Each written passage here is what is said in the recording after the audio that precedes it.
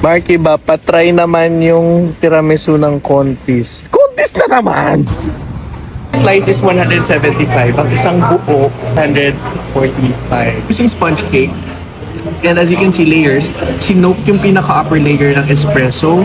Meron siyang parang eggy eh. Para siyang eggy mixture. Yung pinaka-cream niya.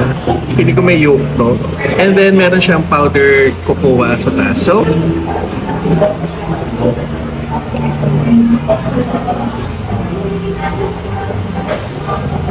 hindi siya nagre-register as tiramisu sa akin because of the texture ng pinaka-sponge cake or pinaka-chiffon niya.